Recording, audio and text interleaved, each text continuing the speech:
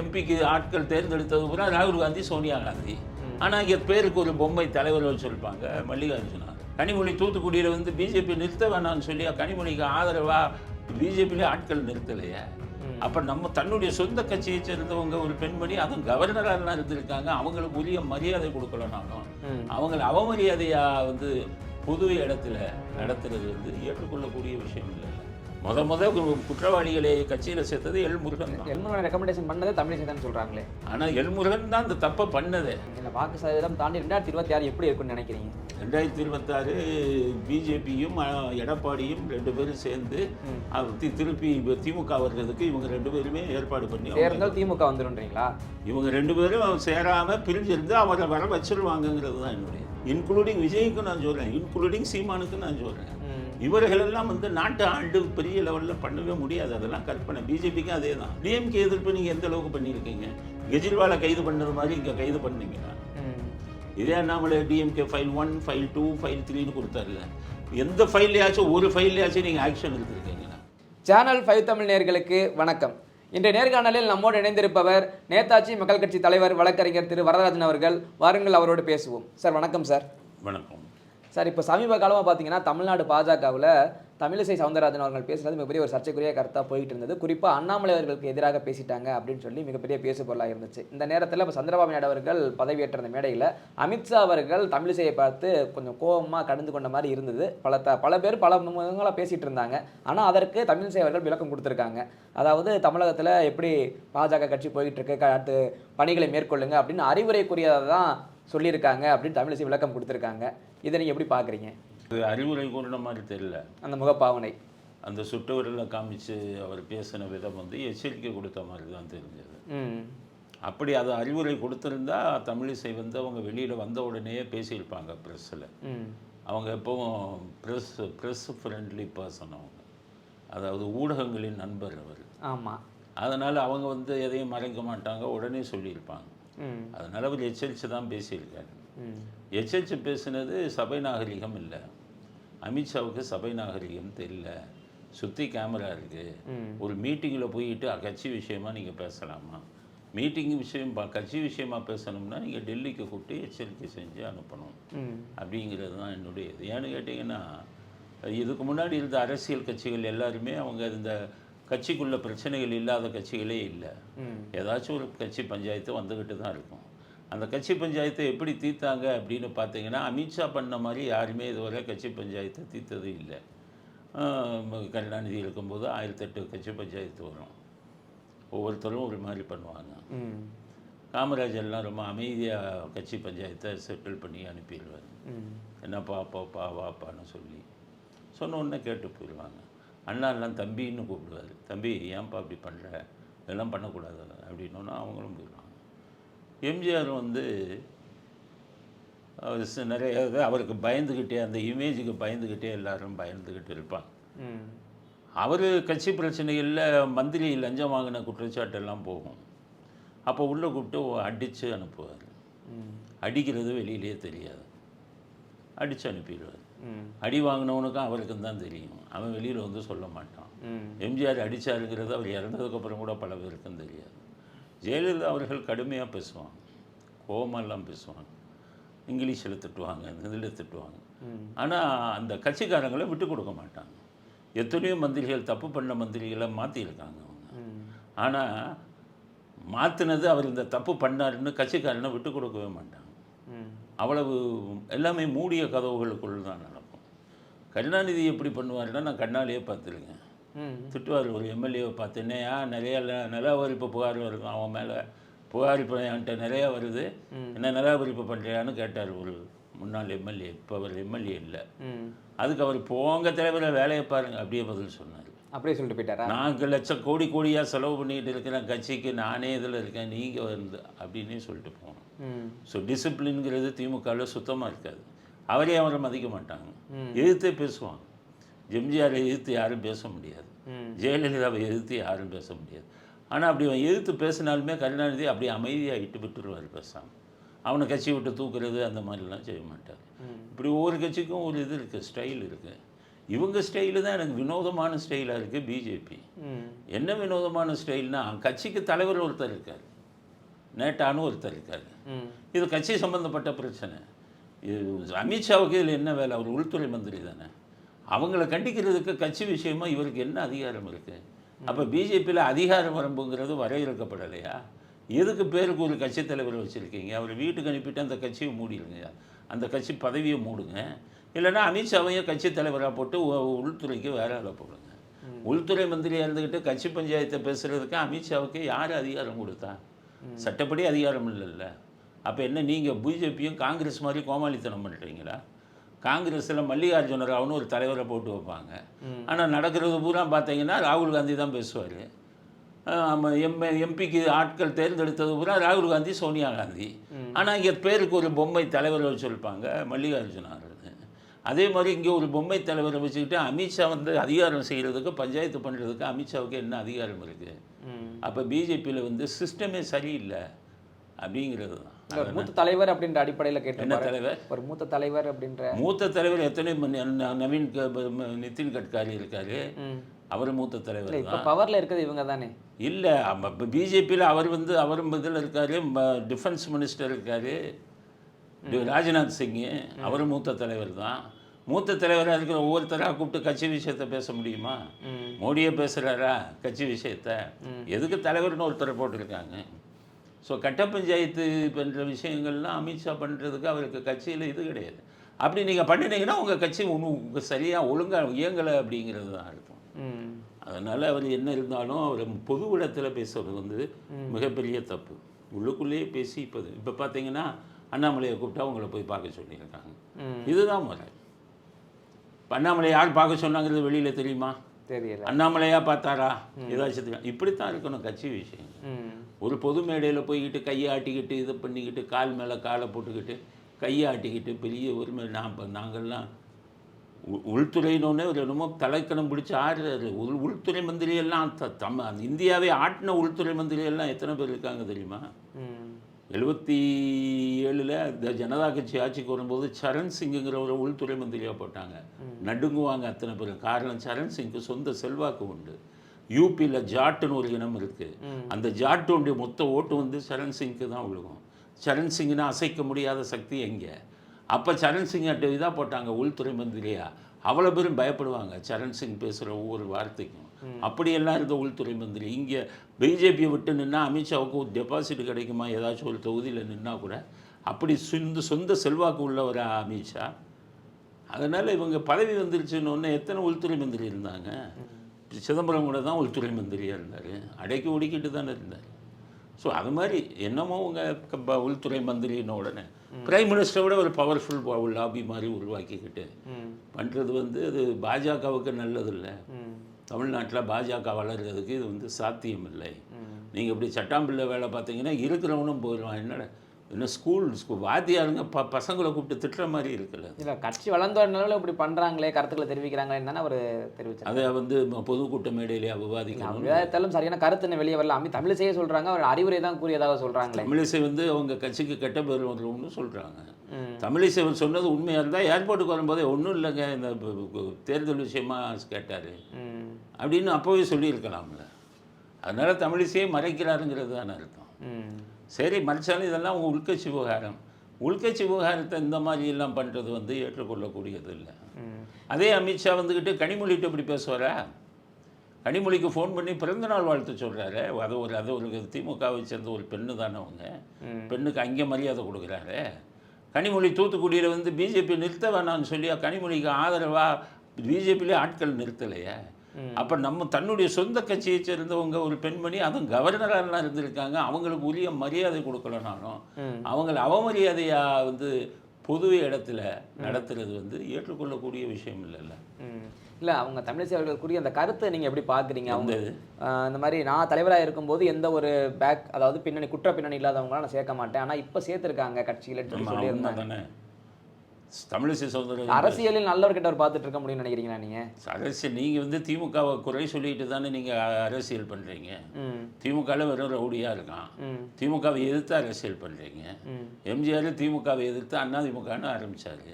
வெறும் எம்ஜிஆர் அதிமுக ஆரம்பிக்கும் போது பார்த்தீங்கன்னா கட்சிக்காரன்லாம் எப்படி இருந்தாங்க திமுகவில், ஒரு கருப்பு சிவப்பு வேஷ்டி, அதுக்கு சட்டை ஒன்று, வெள்ளை சட்டை, துண்டு கருப்பு சிவப்பு துண்டு, அது வந்து துறையை தொடும். இதுதான் திமுக ஆளுங்களோட யூனிஃபார்ம். ஒவ்வொருத்தரும் போலீஸ் ஸ்டேஷனில் போய் உட்காந்துக்குவான் காலையிலேருந்து சாயங்காலம் வர. போலீஸே இயங்க விடலை. மிகப்பெரிய கெட்ட பேர் வந்தது. அந்த டைமில் தான் எம்ஜிஆர் வந்து பிரிஞ்சு அதிமுகன்னு ஆரம்பித்து ஆட்சிக்கு வந்தார். ஆட்சிக்கு வந்தோன்னே ஒரு போட்ட முதல் கட்டளை என்ன தெரியுமா? யாரும் போலீஸ் ஸ்டேஷனுக்கு கட்சிக்காரன் பஞ்சாயத்துக்கு போகக்கூடாதுன்னு போட்டார். ரவுடிசம். திமுக ரவுடி பண்ணுனா அது எதிர்க்கக்கூடிய ரவுடிசம் தான் பார்க்கணும். பொதுவான ரவுடிசம் கட்சியில் எவனும் பண்ணக்கூடாதுன்னு சொன்னார். ரவுடிசம் பண்ண கட்சிக்காரங்களெல்லாம் கட்சியை விட்டு விளக்குனார். அப்போ திமுகவுக்கு மாற்றா நீங்கள் பேசுகிறீங்கன்னா அவன் செய்கிற தப்பெல்லாம் நீங்கள் செய்யக்கூடாதுல்ல. நீங்களும் அதே தப்பை வந்துக்கிட்டு ரவுடிகளையும் குற்ற பின்னணி உள்ளவனையும் கட்சியில் சேர்த்துக்கிட்டு அப்போ திமுகவுக்கு உங்களுக்கு வித்தியாசம் இல்லாமல் போயிடும்ல. அதனால் அவங்க வந்து தமிழிசை சொன்னது அது இவர் இல்லை, எல்முருகன் வந்ததுலேருந்தே இந்த வேலை தான். முத குற்றவாளிகளை கட்சியில் சேர்த்தது எல்முருகன் தான். எல்முருகன் ரெக்கமெண்டேஷன் பண்ணதே தமிழிசை தான் சொல்கிறாங்களே. எல்முருகன் அவர்களை ரெக்கமெண்டேஷன் பண்ணதே இல்லை. எல்முருகன் ஆர்எஸ்எஸ் பேக்ரவுண்டில் இருந்தவர். ஆர்எஸ்எஸ் இதை வச்சு அந்த ஆர்எஸ்எஸ் லாபி தான் உள்ளே கொண்டு வந்தாங்க. ஆனால் எல்முருகன் தான் அந்த தப்பை பண்ணதே. அதே தப்பை இவங்களும் பண்ணுறாங்கன்னு ஒரு மூத்த தலைவர் சொன்னாங்கன்னா அது நீ உங்களுக்குள்ளே பேசி தீர்த்துக்கணும். உடனே அவங்கள எதிர்த்து ட்விட்டரில் போடுவீங்களா? பிஜேபி ஐடி டீம் உங்கள் கட்சிக்காரவங்களை எதிர்த்தே வந்துக்கிட்டு கண்டபடி திட்டுவீங்களா? இதுக்கு தான் ஐடி டீம் வச்சுருக்கீங்களா? நீங்கள் ஐடி டீம் வச்சுருக்கிறது பிஜேபியை ப்ரமோட் பண்ண வச்சுருக்கீங்களா, இல்லை அண்ணாமலைங்கிற தனி மனிதரை ப்ரமோட் பண்ண வச்சுருக்கீங்களா? அண்ணாமலைக்காக தொடங்கப்பட்டதா பிஜேபி ஐடிவிங்க? அப்போ கட்சிக்காரவங்களே நீங்கள் அசிங்கமாக பேசுனீங்கன்னா வார் ரூம்னு வச்சுக்கிட்டு அப்போ அது உங்கள் மேலே தப்பு இல்லையா? அதுதானே அவங்க சொல்கிறாங்க. எங்கள் ஐடி டீம் எங்களே திட்டுறாங்க, இப்படிலாம் திட்டாதீங்கன்னு தானே சொல்கிறாங்க. அவங்க சொன்னதில் எந்த தப்பும் இருக்கிறது இல்லை. அவங்க திட்டத்துக்கு காரணம் இவங்க நிதி வந்து சரியாக போய் சேரலை, கட்சி நிதி போய் தேர்தல் சேரலைன்னு இவங்க அப்படி பகிரங்கமாக அது பொது வெளியில் சொன்னால் கட்சிக்கு தானே குறைவாக இருக்கும். அதனால தானே அப்படி பேசுகிறாங்க. கட்சிக்கு இதாக இருக்கும் அப்படிங்கிறது வந்து சில சமயங்களில் வந்து மேலிடம் அமைதியாக இருந்தாங்கன்னா அந்த மாதிரி விஷயங்களை சொல்லித்தான் ஆவாங்க. மேலிடம் அமைதியாக இருந்தால் அந்த டைமில் இருக்கிற குறைகளை சுட்டி காட்டுறாங்க, அவ்வளோதான். சரி, சுட்டி காட்டிட்டாங்க, தப்பு தானே. பொது இடத்துல தானே சுட்டி காமிட்டாங்க. நீங்கள் அதே பொது இடத்துல வந்துக்கிட்டு கையை காமிச்சுக்கிட்டு பெரிய ரவுடி மாதிரி நீங்கள் திட்டினீங்கன்னா என்ன அர்த்தம்? அதனால் தமிழ்நாடு அரசியல் வேறு, உங்கள் குஜராத் அரசியல் வேறு. அமித்ஷாவுக்கு சொல்கிறேன், தமிழ்நாட்டில் உங்களை அங்கீகரிக்க தயாராக இல்லை. 2% 3%ன்னு நோட்டாவுக்கு கீழே வாங்கினவங்க நீங்கள்.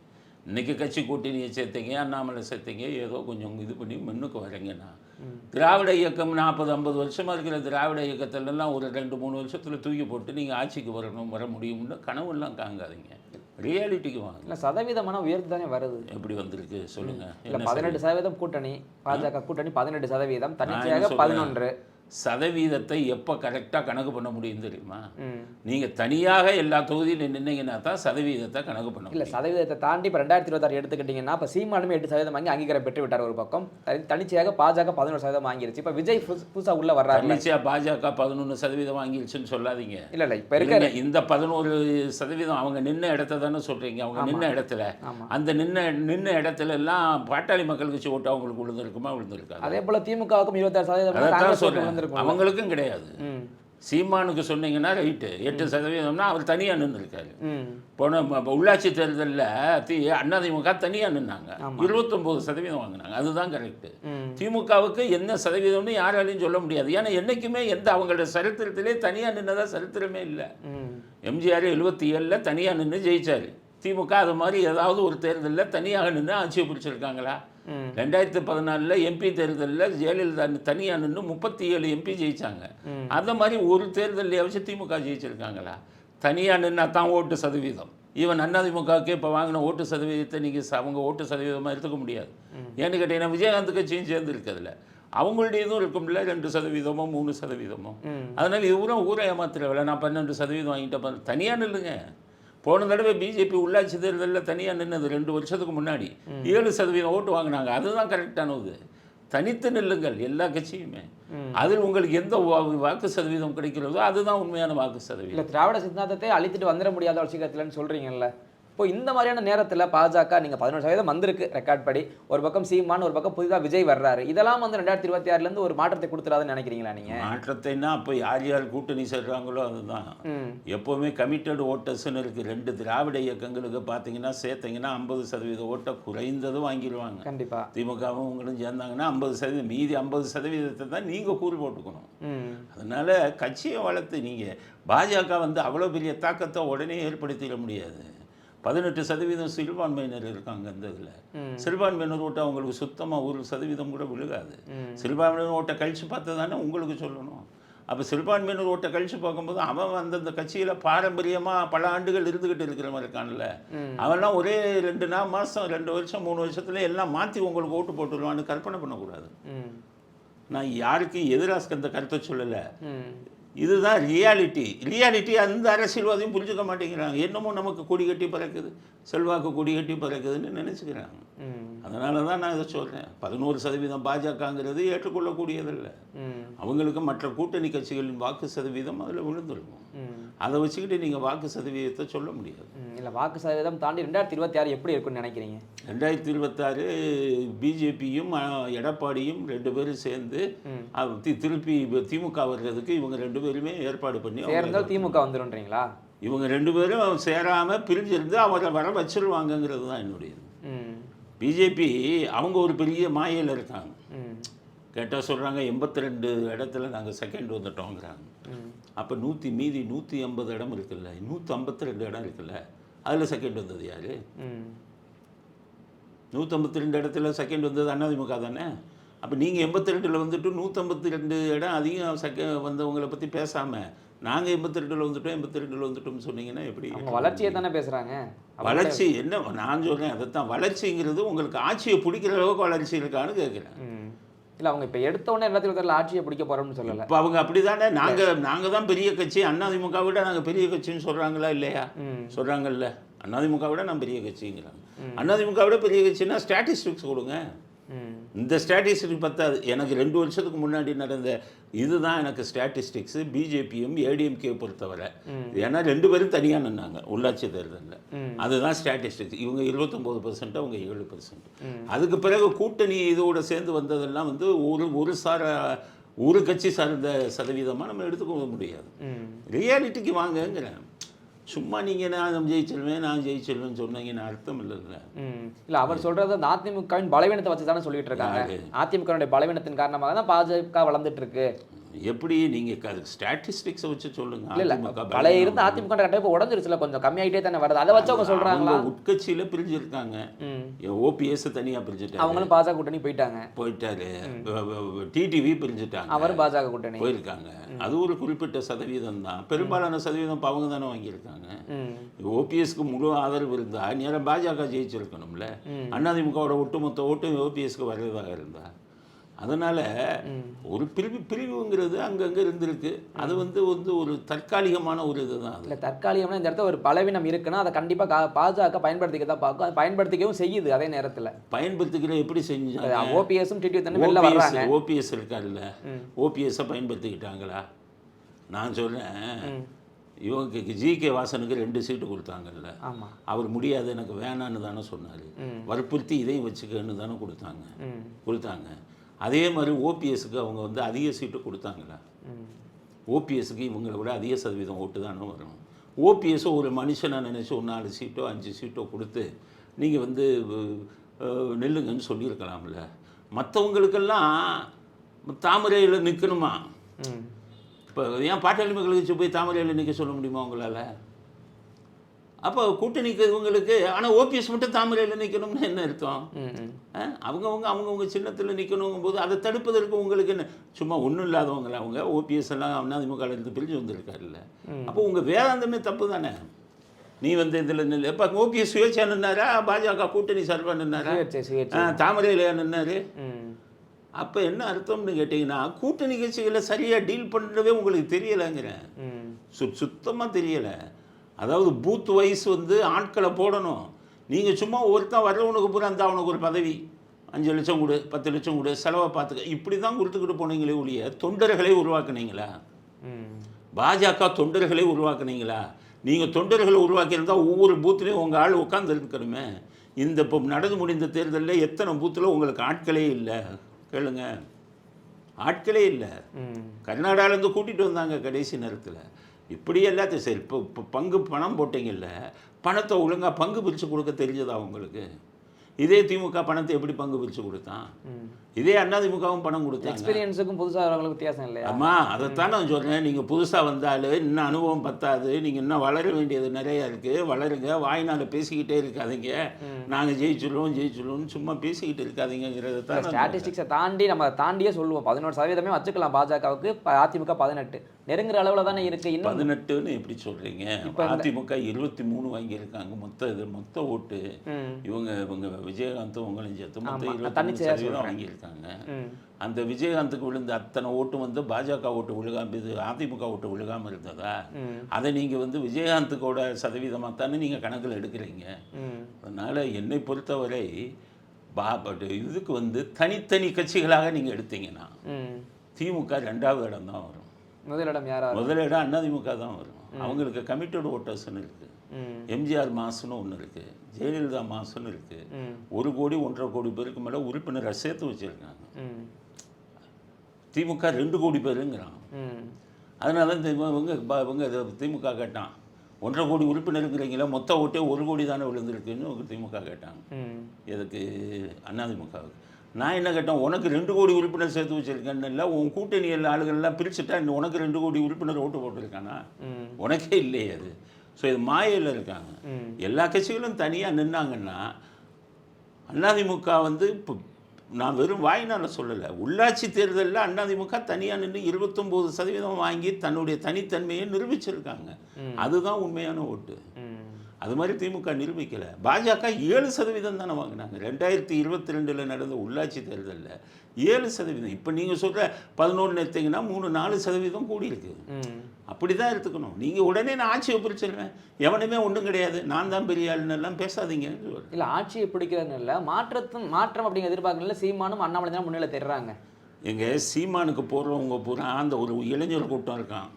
அவன் பூரா அந்த வீடியோவில் வர்றதை பார்த்துக்கிட்டு இதை பார்த்துக்கிட்டு சீமான் ஒரு பெரிய ஆளுன்னு நினச்சி பேசிக்கிட்டு இருக்கான். சீமான்கிட்ட மிகப்பெரிய அளவில் உள்ள நல்ல கொள்கைகள் எதுவும் இல்லை. பிரிவினைவாதம் தான் சீமான். இனத்தின் பிரிவினைவாதத்தில் அவர் பேசுகிறாரு. தமிழ்னு பிரித்து பேசுகிறாரு, அவ்வளோதான். வேற ஒன்றும் புதுசாக இல்லைன்னா ஆடு மாடு மேய்க்கிறவனெல்லாம் அரசாங்க ஊழியனாக்குவேங்கிறாரு. அவர் சொல்லக்கூடிய எந்த திட்டங்களும் கவைக்கு உதவாது. நீங்கள் அதெல்லாம் இம்ப்ளிமெண்ட்டே பண்ண முடியாது. ஸோ அவங்கெல்லாம் மிகப்பெரிய ஒரு ஃபோர்ஸாக உருவாக முடியாது. இப்போ விஜய் வராருன்னா அவருக்குன்னு ஒரு ரசிகர் கூட்டம் பெருசாக இருக்குது. அந்த ரசிகர் கூட்டம் எத்தனை சதவீதம் ஓட்டுகளாக மாறும், அதுதான். அதே 6%, 7%, 8% வந்ததுன்னா விஜயகாந்த் மாதிரி அவரும் அரசியலில் பெரிய லெவலில் வர முடியாமல் போயிடும். அரசியலுக்கு வர்றதுன்னா எடுத்தோடனே 28-30% ஓட்டுக்களை நீங்கள் தாண்டணும். அப்போ தான் நீங்கள் இதை எம்ஜிஆர் 72 கட்சி ஆரம்பித்தார். ஒரே வருஷத்தில் இடைத்தேர்தல் வந்தது திண்டுக்கல்ல. யாருமே எதிர்பார்க்கல. தொண்டர்கள் அவருக்கு இருக்காங்க, ஆனால் கட்சிக்கான கட்டமைப்புகள் எதுவுமே இல்லை, பூத்துக்கு ஆளே இல்லை. இப்படிப்பட்ட சூழ்நிலையில் தேர்தல் நடந்தது. திமுகவையும் காங்கிரஸையும் எதிர்த்து 1.5 லட்சம் ஓட்டில் அதிமுக ஜெயிச்சது. அதுதான் ஸ்விங். என்டி ராமராவுக்கு ஆந்திராவில் தெலுங்கு தேசம்னு ஆரம்பித்தோன்னு எலெக்ஷனில் ஜெயிச்சார். கட்டமைப்புகளே இல்லை, பூத்தில் ஆளே இல்லை, எவனும் செலவும் பண்ணலை. என்டி ராமராவெல்லாம் எம்ஜிஆர் கூப்பிட்டு அவருக்கு என்ன பணம் வச்சிருக்கான்னு கேட்டால் இல்லைன்ட்டார். அவர் என்ன பணம் இல்லாமல் இருக்குன்னு 10 கோடி ரூபா அந்த காலத்திலேயே இந்த என்டி ராமராவ் கொடுத்து போய் செலவு பண்ணுன்னாரு. இவர் பணம் கொடுத்தோன்னு தான் அவருக்கே செலவுக்கே பணம் வந்தது. அந்தளவுக்கு அறியாமையில் இருந்தார். அதுதான் மாஸ். இது அப்படி மொத்தமாக எந்த எதிர்பார்ப்பும் இல்லாமல் போகிறது தான் மாஸ். அப்படிப்பட்ட ஒரு மாஸ் இன்றைக்கி எந்த கட்சிக்கும் இல்லை. இன்க்ளூடிங் விஜய்க்கும் நான் சொல்கிறேன், இன்க்ளூடிங் சீமானுக்கும் நான் சொல்கிறேன். இவர்களெல்லாம் நாட்டு ஆண்டு பெரிய லெவலில் பண்ணவே முடியாது. அதெல்லாம் கற்பனை. பிஜேபிக்கும் அதே தான். பிஜேபி பிடிக்காதவங்க நிறைய பேர் இருக்காங்க. இல்லை, பிஜேபி பிடிக்காத தாண்டி அண்ணாமலை அப்படின்றவருக்கு அந்த முகத்துக்கு ஒரு பிராண்ட் வரதானே. சரி, அண்ணாமலையே இதே கோயம்புத்தூர். நான் எதுக்கு சொல்கிறேன், அந்த திமுக பல பேர் குற்றச்சாட்டிகிட்டே வராங்க. பல இதில் அவங்களுக்கு அலிகேஷன் இருக்குன்னு சொல்கிறாங்க. அதிமுக அம்மையார் இருந்த ஜெயலலிதா இருந்த வரைக்கும் ஓகே, இப்போ சரியில்லை, எல்லாமே மாறிட்டாங்கன்ற மாதிரி குற்றச்சாட்டுகள் வர அவங்க மாற்றத்தை தேடி தானே போவாங்க. இப்போ நீங்கள் மாற்றத்தை தேடினா இப்போ மாற்றம் வந்துருச்சு இல்லை. அண்ணாமலையே அதே கோயம்புத்தூரில் பிஜேபி இல்லாமல் தனியாக நின்னாருன்னா எத்தனை சதவீதம் ஓட்டு வாங்குவார்? சொல்லுங்கள். அது அது அதுதான் உண்மையான மாற்றம். ம். கட்சி பேஸ்டு இல்லாமல் கோயம்புத்தூர் பிஜேபிக்கு ஒரு சாதகமான இடம். 2014 ஜெயலலிதா தனியாக நின்னாங்க. அப்போ பிஜேபி தனியாக நின்னாங்க, பாட்டாளி மக்கள் கட்சி இதை வச்சுட்டு. அப்போவும் கோயம்புத்தூரில் வாங்கின ஓட்டு எவ்வளோன்னு பார்த்தீங்கன்னா இப்போ அண்ணாமலை வாங்கின ஓட்டை விட அதிகம். அப்போ கோயம்புத்தூரில் பிஜேபிக்குன்னு சொல்லி இவ்வளோ ஓட்டு இருக்குது. அது அண்ணாமலைக்கு விழுந்த ஓட்டுன்னு நீங்கள் எடுத்துக்க முடியாது. அது ஒரு மாயை. அது ஒவ்வொருத்தரும் மாயை அப்படின்னா அவருடைய பேர் எப்படி எல்லா இடத்துக்கும் போச்சு? ஓட்டுக்களாக மாறிச்சா? பேர் போச்சுன்னீங்கன்னா இல்ல ஓட்டு வர்றதுக்கு ஃபர்ஸ்ட் அவர் தெரியணும்ல. இப்ப எம்ஜிஆர் வந்தானா அவர் தெரிஞ்சது, அதுக்கப்புறம் தான் ஓட்டு. அது இவர் தனியாக இருந்தாருன்னா அவருக்காக வந்த ஓட்டுன்னு நீங்கள் சொல்லலாம். பிஜேபிங்கிற ஒரு பெரிய பிராண்டில் நின்னீங்கன்னா, பிஜேபின்ற பிராண்ட் இதுக்கு முன்னாடியே இருந்துச்சு. இவர் நம்ம பொன்னர் ஐயா இருக்கும்போது இருந்துச்சு, தமிழிசை அம்மா இருக்கும்போது இருந்துச்சு, எல்முருகன் இருக்கும்போது இருந்தது. அந்த அளவுக்கு ஒரு பெரிய தெரியல. 4% ஓட்டு வாங்குச்சு. இல்ல அதான் தெரியாம இருந்தது கட்சின்றது, அது தலைவரானே தெரியாம இருந்தது. ஆனா இப்ப பாஜகவினாலும் தெரியுது, அண்ணாமலைனாலும் தெரியுது. இந்த தெரியறதுக்கு வளர்ச்சிக்கு காரணம் டிஜிட்டல் யுகம். அதை இவங்க பயன்படுத்திக்கிறாங்க. வார் ரூம்னு ஒன்றை வச்சுக்கிட்டு 150 பேர் 200 பேர் வந்துக்கிட்டு இப்போ கால் சென்டர் மாதிரி வச்சு டெய்லி அடிச்சுக்கிட்டு இருக்காங்க. நீங்கள் ஒரு வீடியோ போடுறீங்கன்னு வைங்க, நீங்கள் கமெண்ட்டில் போய் பாருங்கள், அண்ணாமலை வாழ்க, அண்ணாமலை முதலமைச்சர், அண்ணாமலைக்கு ஜெய் அப்படின்னு கமெண்ட் வரும். இல்லை எல்லா திமுக எல்லாத்துலேயும் அப்படி இல்லை. நான் இப்போ எங்கள் இதில் பார்க்குறேன், எனக்கு அதிகம் வருது அண்ணாமலை இதுதான் அதிகம் வரும். அவ்வளவும் போகஸ். அதே திமுகவில் ஸ்டாலின் வாழ்க இது வாழ்கன்னு ஏதாச்சும் கமெண்ட் வருதா நீங்கள் பாருங்கள். ஸ்டாலின் வாழ்கன்னு போடுறானான்னு பாருங்கள். அவன் என்ன பண்ணுவான், திமுகவை திட்டினா உங்களை திட்டுவான். அந்த கமெண்ட்டில் திமுகவை திட்டினா உங்களை கெட்ட வார்த்தையில் இதைத்தான் டிஎம்கே ஐடிவிங் பண்ணிக்கிட்டு இருக்கான். ஏடிஎம்கே ஐடிவிங்கும் பாருங்கள், ஒருத்தர் 2 பேரும் எடப்பாடி யார் வாழ்கம்மா, மற்றவெல்லாம் அவங்களுக்கு பதில் கொடுப்பான். ஆனால் இவங்க ஒன்றில் தான் அண்ணாமலை வாழ்க, அண்ணாமலை இப்படி ஒரு ப்ரமோட் பண்ணுறாங்க. இப்படி தான் மோடி ப்ரமோட் பண்ணார் ஆரம்ப கட்டத்தில். அது மாதிரி இவங்க டிஜிட்டல் இதில் இன்டர்நெட் இதை வச்சுக்கிட்டு சோஷியல் மீடியாவில் அவங்க ப்ரமோட் பண்ணுறாங்க. சோஷியல் மீடியா அன்றைக்கி யூசேஜ் அதிகம் இருக்கிறதுனால சோஷியல் மீடியா யூஸ் பண்ணுறவங்க மத்தியில் இவங்க பாப்புலர் ஆகுறாங்க.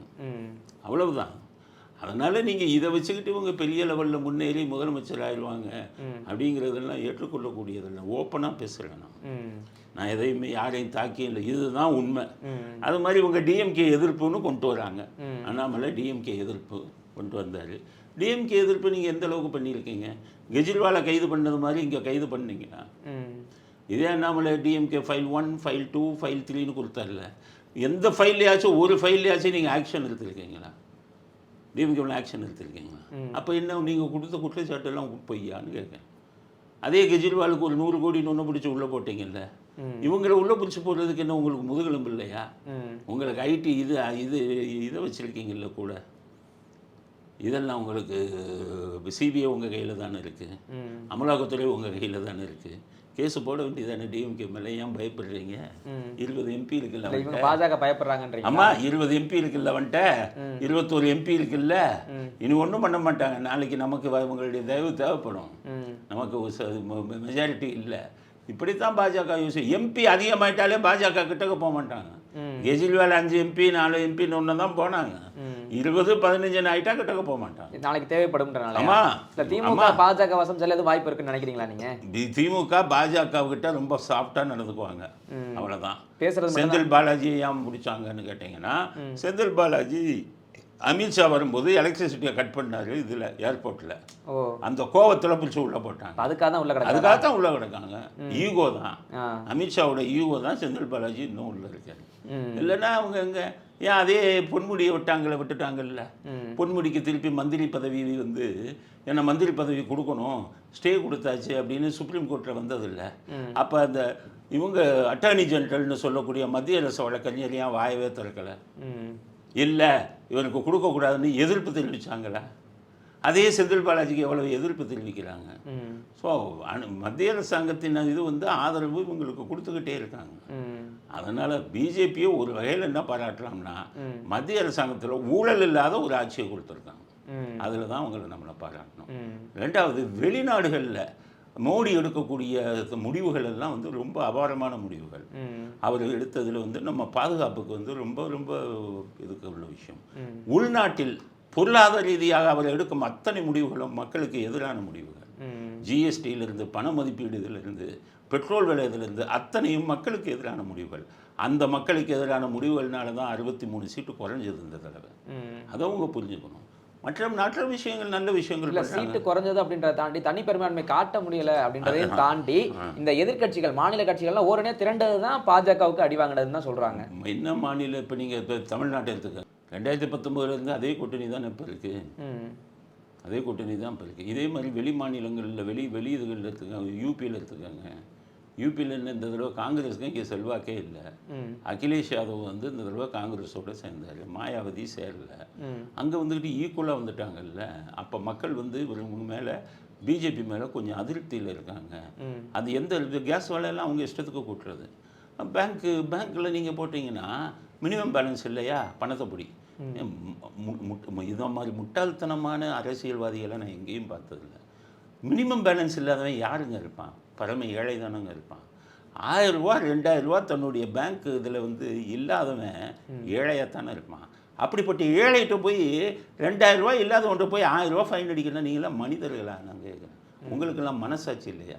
அதே அம்பானிக்கும் அதானிக்கும் எந்த அளவுக்கு சலுகைகளை கொடுக்குறீங்க? கார்பரேட்டுக்கெல்லாம் எந்த அளவுக்கு கொடுக்குறீங்க? இந்திரா காந்தியெல்லாம் அப்படி செய்ய மாட்டாங்களே. பேங்கிங் சிஸ்டமே கொலாப்ஸ்டு. ப்ரைவேட் கையில் எல்லா பேங்கையும் கொடுத்து எல்லா ப்ரைவேட்காரனும் வந்தோடனே சம்பாதிக்க ஆரம்பிச்சிட்டான். இன்றைக்கி பேங்க் லோன் கொடுத்தவங்கெல்லாம் எவ்வளோ சித்திரவதை பண்ணுறான் எடுங்க. வீட்டுக்கு வட்டிக்கு வட்டி என்னென்ன 10,000 ரூபா வாங்கினா 2 லட்சம்னு போகிறான். நீ 2 லட்சம் கொடுங்குறான் 10,000 வாங்கினவனுக்கு. அடி ஆட்கள் அனுப்பி வீட்டில் போய் தொந்தரவு கொடுக்குறான். இதை கேட்பதற்கு யாராச்சும் இருக்காங்களா? என்ன சிஸ்டம்? உங்களுடைய ஃபினான்ஷியல் இதே வந்து அட்டர் ஃபெயிலியர். உங்களுக்கு இவ்வளோ ஓட்டு போட்டதே அதிகம். இனிமையாச்சும் திருந்துங்க. அதே இது வெளிநாடுகளில் நீங்கள் பாகிஸ்தானுக்கு எதிராக நீங்கள் எடுக்கக்கூடிய நடவடிக்கைகள், சீனாவுக்கு எதிராக நீங்கள் எடுக்கக்கூடிய நடவடிக்கைகள், எல்லை பிரச்சனையில் நீங்கள் இது பண்ணக்கூடிய நடவடிக்கைகள், காஷ்மீருக்கு சிறப்பு அந்தஸ்தை நீங்கள் கேன்சல் பண்ணது, இதெல்லாம் அபாரமான இதுன்னு தான் நம்ம சொல்கிறோம்ல. உள்நாட்டில் ஓட்டை விட்டுட்டுங்க. உங்களுக்கு இவ்வளோ ஓட்டு விழுந்ததே அதிகம்.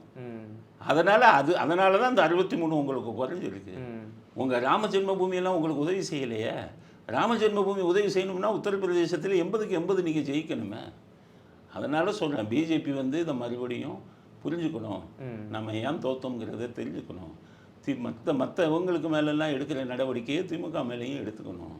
அந்த இதில் நீங்கள் தமிழ்நாட்டில் வளர முயற்சி செய்கிறீங்க, தப்பு இல்லை. ஆனால் அந்த வளர்ச்சி இயற்கையான வளர்ச்சியாக இருக்கணும். கற்பனையில் வரக்கூடிய வளர்ச்சியாக இருக்கக்கூடாது. நீங்களாக இப்படி கூடிச்சு அப்படி கூடிச்சுன்னு பெருமையாக சொல்லக்கூடாது. திமுகவை நீங்கள் ஒழிக்கணும்னா அதிமுகவை நீங்கள் அரவணைச்சு. ஏன்னா உங்கள் ஓட்டை பாருங்கள், இப்போ 2 பேரும் சேர்ந்தாலே 15 சீட்டு ஜெயிச்சிருக்காங்க. அப்படி இருக்கும்போது உங்கள் 2 பேர் போலாம் திரும்பி நான் தான் பெரிய ஆளுன்னா பேசிக்கிட்டே இருங்க. இப்போ உங்களுக்கு பிஜேபிக்கு எத்தனை இடத்துல டெபாசிட் போச்சு? 10-11 இடத்துல டெபாசிட் போச்சு இல்லை எம்பி தொகுதியில். அதிமுக 7 இடத்துல டெபாசிட் போச்சு. சரி, உங்களுக்கு மட்டும் 11 இடத்துல போச்சு இல்லை. அப்போ நீங்களும் வந்து பலவீனமாக தானே இருக்கீங்க. பலவீனமாக இருக்கிறவங்க ஒன்றா சேர்ந்து இது பண்ண வரப்பாருங்க. அண்ணாமலைக்கு என்ன சொல்கிறேன், உங்களுடைய கூட்டணி கட்சி அவனே போய் திட்டினீங்கன்னா எப்படி உங்ககிட்ட வருவான்? டிஎம்கே ஃபைல்ஸும் கொடுக்குறீங்க, அடுத்து ஏடிஎம்கே ஃபைல்ஸ் கொடுக்க போகிறேங்கிறீங்க. உங்கள் கட்சியில் கூட்டணியில் இருக்காங்க. கூட்டணியில் இருக்கிறவனே எதிராக நீங்கள் ஏடிஎம்கே ஃபைல்ஸ் கொடுக்குறேன்னா அவங்க கூட்டணியில் இருப்பானா? அப்போ கூட்டணி விட்டால் முறிஞ்சு போனதுக்கு காரணம் யார்? இது மாதிரி பல விஷயங்கள் இருக்குங்க. கூட்டணி கட்சிகளை அரவணைச்சு போங்க. நீங்கள் பேசக்கூடிய ஒவ்வொரு வார்த்தைகளும் முக்கியம். உங்களுடைய பர்சனல் ஈகோ வேறு. நாட்டை வந்து திமுகவை மக்கள் வந்து திமுக மேலே கடும் கோபத்தில் இருக்காங்க. திமுகவை அவ்வளவு இதாக எதிர்க்கிறாங்க. அப்படியே அவன் வரானா என்ன அர்த்தம்? நீங்கள் பிரிஞ்சு இருக்கிறதுனால தான் வராங்க. அதனால் இதெல்லாம் இது பண்ணி 2026 உங்கள் சுயநலத்துக்காக இல்லைன்னாலும் தமிழ்நாட்டு மக்களுக்காகவாவது இந்த ஆட்சியை தூக்கி எறிங்க. இல்லைன்னா மக்கள் உங்களை என்றைக்குமே மன்னிக்க மாட்டாங்க. உங்களுடைய தனிப்பட்ட ப்ரெஸ்டீஜை வச்சுக்கிட்டு நீங்கள் இது பண்ணாதீங்க அப்படிங்கிறது தான் என்னுடைய கருத்து. உங்கள் நேரத்தை ஒதுக்கி பதில் தந்தமைக்கு ரொம்ப நன்றி. தொடர்ந்து பேசுவோம்.